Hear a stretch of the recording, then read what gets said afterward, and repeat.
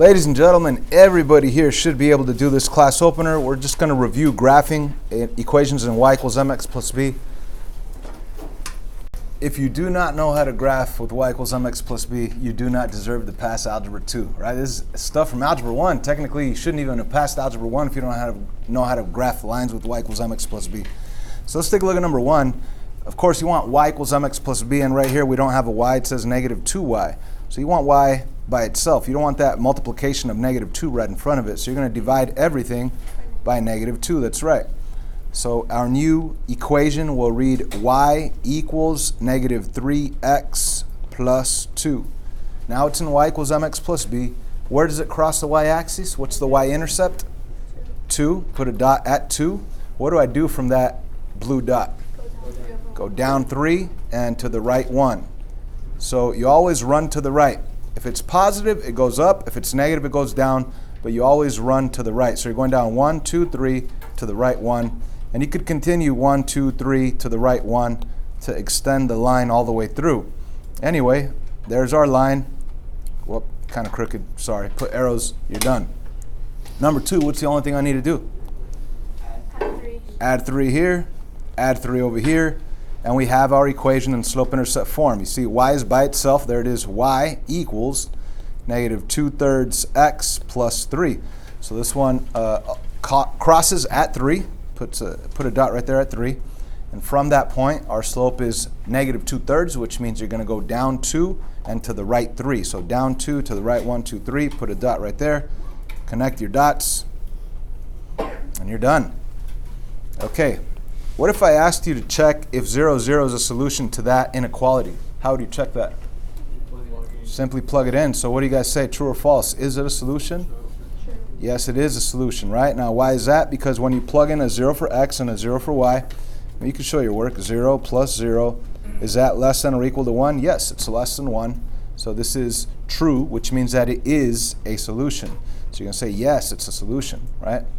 If it wouldn't have worked, if it would have been false, if it would have been a false statement, you'd say, no, it's not a solution. So how about this next one? Is 0, 0 a solution to this guy?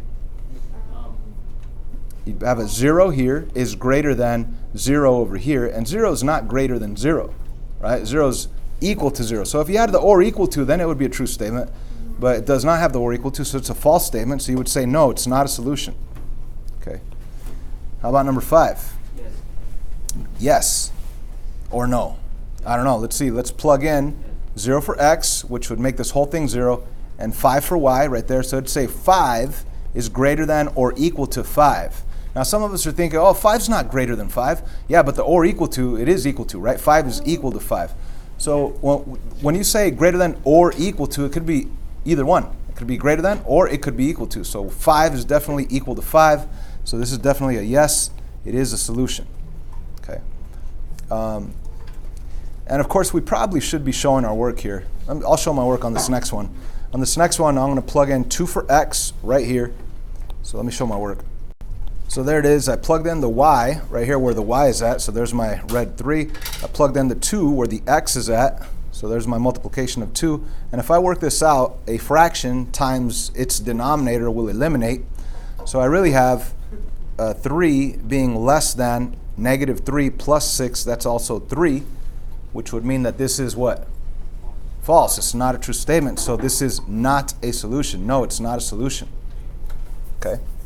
So we did these simple questions on the class opener because these are the necessary fundamental skills to be able to graph systems of inequalities, right? Now, before going to graphing and solving systems of inequalities, let's go to regular graphing of linear inequalities. So I think we've done this in the past. You should have done this in Algebra 1, but just in case you forgot, you first want to make sure that it's in y equals mx plus b form. And then after that, you want to graph the line, but you want to decide if it's solid or dotted. Again, if your inequality has a solid line underneath it, it's going to be a solid line. If your inequality does not have a solid line underneath it, it's not going to be a solid line. It's going to be a dotted line. Okay? And then you got to shade in, and most of the time we plug in 0, 0 to see if it's a solution or if it's not. Remember, all the solutions are going to stay together. And we also need to remember that we graph to represent the infinite amount of answers that exist. So we want to shade in where the answers are at. So let's take a look at number 1 right here. It's already in slope-intercept form. I don't have to worry about moving anything around. It does cross at 2, and from here I go down 1, 2, 3, and I go over 2. Now I could continue to go down 1, 2, 3 over 2 to extend it all the way over, and I could go backwards over 2 this way, up 3, over 2 this way, up 3. I'd be off the graph. And if it's just 1 off the graph, you could put a dot right there. Just that way when you draw your line, you'll know where it's going. Anyway, is this going to be a solid line or a dotted line? Dotted, okay, so let's all put either some dots or a dashed line going through those coordinates. And now, again, an inequality is a whole area of answers, right? Even if you take the most simple inequality, like if I say x is greater than 3, the answer is not just 4, it's not just 5, it's a whole area, right? Greater than 3 is all the numbers that are on the right side of 3. So right here, it's an inequality. We need to shade in a whole area. So where's the area that I'm going to shade in? It's either down here. The answers are either going to be down here or up here. It's either on one side of the line or on the other side of the line. So on the instructions, I say test the point 0, 0. So if you plug in 0 for x, 0 for y, it'll say 0 is less than, well, this would all become 0 plus 2. 0 is less than 2. Is that a true statement? Yeah. Yes. So you'd shade in this side over here, the bottom. Pretty simple, right?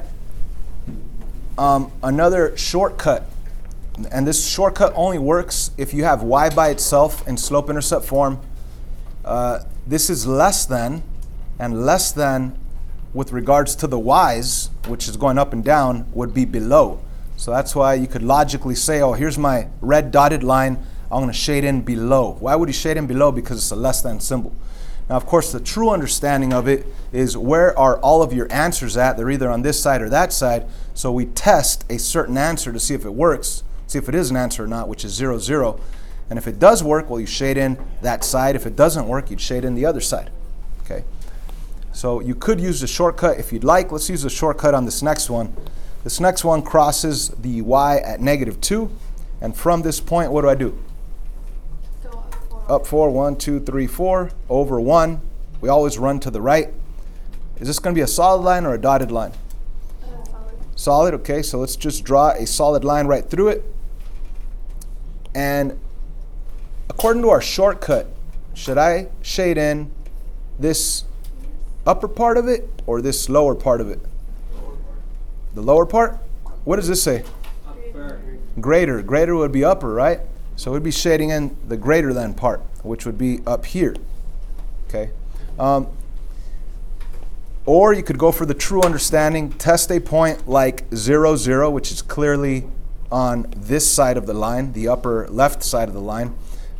So if you do plug in a 0 for y and a 0 for x, that'll become 0 minus 2.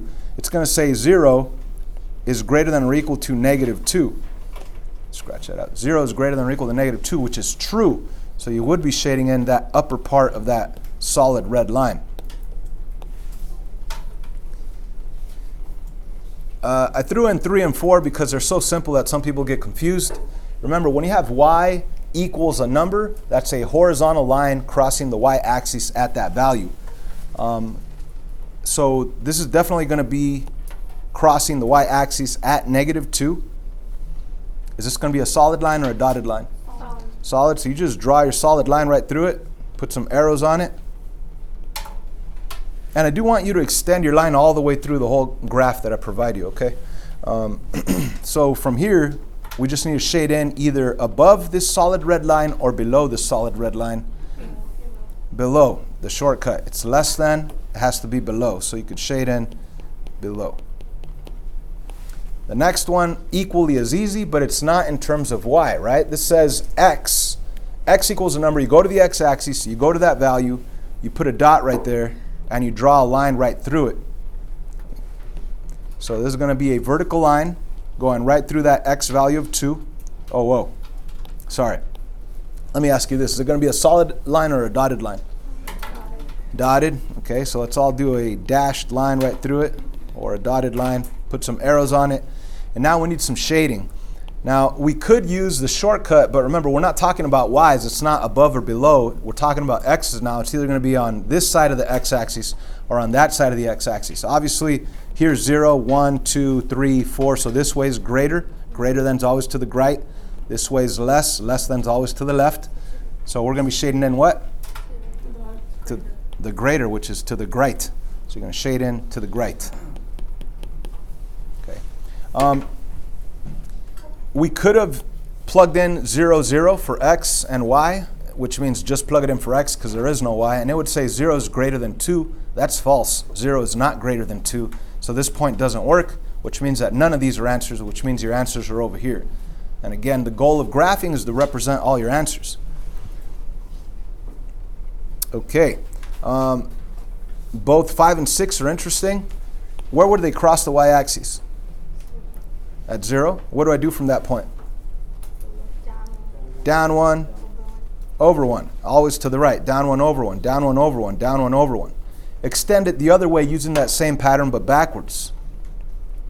That way you could go clear across from one side to the other. Anyways, is this a solid line or a dotted line? Dotted. Dotted. Okay. So if you test a point, it would be pointless to test 0, 0 because 0, 0 is clearly on the line itself. It's kind of like getting on a teeter-totter in elementary school and standing right in the middle, right? It's going to be perfectly balanced, right? You either want to test a point over here on this side or a point over there on that side. So let's say you wanted to test the point 1, 1, which is clearly on this side of it, right? The upper side of it. 1 for x, 1 for y. Would it be a true statement? 1 for y, 1 for x. Is 1 less than negative 1? No, that's false. So what do you say about this? It doesn't work. So where am I going to shade? The other side, right? So we would shade in this bottom side. So the only time you cannot use 0, 0 is when your line actually crosses through 0, 0, right? Then you have to use a point that's on either side of the line, okay? Or you could have gone back to that shortcut that I showed you. Y is less than, so in terms of y, up and down, less than would be below. So you would shade in below that red line. Make sense? Mm-hmm. Number 6, equally as interesting because it crosses the y-axis at 0 at the origin. You're going to go up 2 over 3. Use that pattern backwards, down 2 over 3 in the other direction. That way you could extend it all the way through. Because it has a solid line underneath it, it will be a solid line all the way through. Now we need to shade in either above or below. Let's use a shortcut. Are you going to shade in above or below? Above, that's right. So shade in above. Now, what could you have done? You could have tested a point. Now 0, 0 wouldn't be good because 0, 0 is right on the line. So you'd have to pick a point that's elsewhere. The shortcut's just as good though, right? If you wanted to, you could test like this point right here. That's the coordinate 0, negative 1. 0 for x, negative 1 for y. And you'll see that it does not work. If you plug in a 0 for x and a negative 1 for y, it'll say negative 1 is greater than or equal to 2/3 times 0, which is 0. And that is a false statement. Negative 1 is not greater than or equal to 0. So this did not work, and that's the reason why we shade in this top part. Again, if y is by itself, you could use that shortcut. Greater than means above. Less than would mean below. All right. So if we understand that, the assignment is going to be absolute cake. Cake, right? It's going to be like a free point on Wednesday's test. Now, what do I mean by that? Because we're going to have systems of inequalities, just like we've been doing systems of equations. And on a system of equations, all we had to do was graph and find the point of intersection, right? The point that they share. Now, because these are inequalities, you have a whole area. So you're going to want to represent the areas that they share. Okay? So let's graph this top one in red. Let's do it. It crosses at 2. Okay, it crosses at 2. And it goes down 3 over 2. Down 1, 2, 3 over 1, 2. Put a dot right there. And you could continue to go down 3 over 2. And this is going to be a dotted line. So let's do this dotted. Wow, that came out bad. Let me fix that.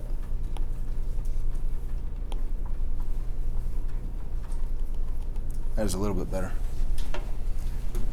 That is not solid, okay? Hopefully you guys see that that's dotted. Anyway, I need to either shade in the below that line or above that line. Using the shortcut, less than would be below. Okay, so check this out. Don't get crazy on the shading. Just do like a very light shade, okay? A very light shade. Now, what we have to do now is ignore what we just did, pretend it's not there, go back to the other inequality and graph that under the inequality and shade it. So the other one crosses at -1 down here, and it does go up 2 over 1. Up 2 over 1 would be right here. Up 2 over 1 and up 2 over 1. So, and use that pattern backwards to extend it in the other direction. And this other one will be a solid line. Okay, so it's kind of difficult because you already have something graphed on there. You got to ignore it, pretend it's not there, and then ask yourself, do I shade in above this blue line or below this blue line? What does this say? Below. Below, right? And again, to get the true understanding, you should test the point 0, 0, and it's not going to work. If you plug in 0, which is clearly on this side of the blue line, right? Test the point 0, 0, 0 for x, 0 for y. 0 is less than -1. That's false. 0 is greater than -1. So this side does not have answers. It's the other side of the blue line, right? So check this out. You shade in the other side. Lightly. Now, back when we had systems of equations, you wanted to, the answer was the point that they shared, okay? And now that we have systems of inequalities, the answer is the area that they share, because it's not just the point, it's a whole area that they share. So which area do they share? If you have a different colored pen, it'd be good, or maybe a highlighter. This is the area that they share. That's both blue and red. So this is the only true piece that we want, this little triangle right here, okay?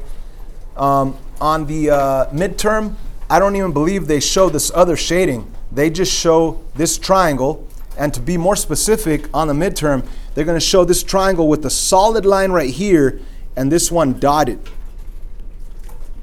And of course, this shading right here on this triangle. That's all they're going to show. They're not going to show any of this red, any of this blue. They might not even show these lines up here. I'm not too sure. But what you want to represent is the overlap piece, the areas that they share. Okay? So that's the lesson. On the back, we have our practice. Let's do it.